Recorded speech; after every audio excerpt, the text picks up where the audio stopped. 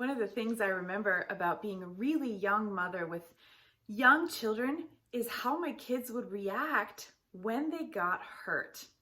I can remember when I had babies or toddlers or kids who were just younger than elementary age, and they would fall down and get hurt, or something would happen and they would have an injury. Maybe they would fall and hit their head on something, or run into a wall, or trip and just hit the pavement super hard. I can remember what always happened was they would get up and they would look at me. And what I learned as a mom is that my reaction to these injuries mattered a whole lot. For example, if they fell flat on their face and I went, oh my goodness, Greg, check on the child. I don't know if they're okay. Go see if they're okay. The kid would start freaking out and panicking too, and screaming and crying. It would be this huge ordeal. But if they fell flat on their face and I became a cheerleader and I said, hey, that's okay, you're all right. Shake it off, get up. Oh, you're so brave. You're doing so great. Don't be afraid. They would, sometimes they would cry a little bit, or they would take a minute to feel offended, and they'd be fine.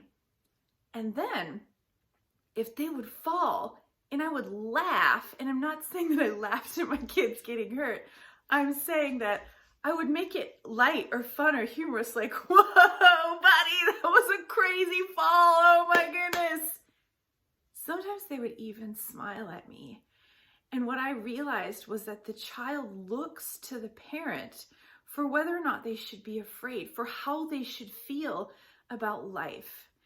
And that's why I think it's so interesting in the Bible account of the Christmas story, of the story of Jesus' birth, that the thing that God consistently says when he shows up to people is, don't be afraid.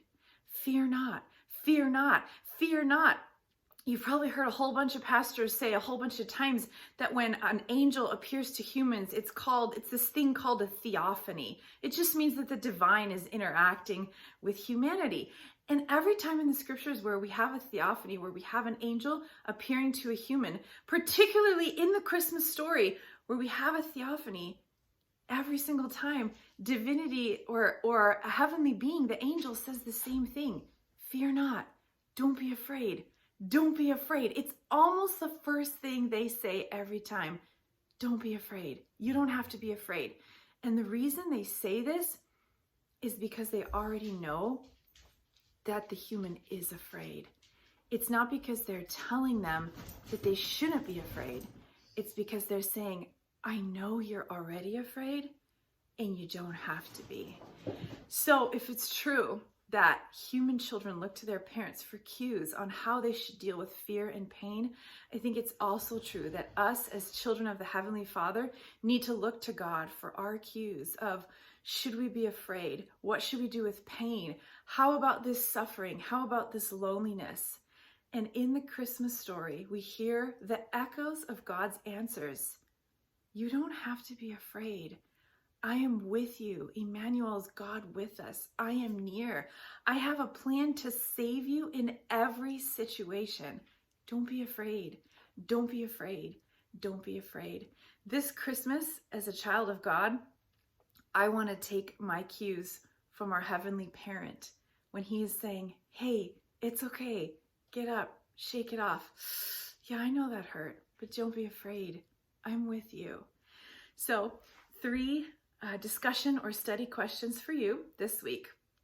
Number 1, what have you been afraid of, truly afraid of this year, this week, maybe even this day? Number 2, in what area of your life could you really use God saying, don't be afraid?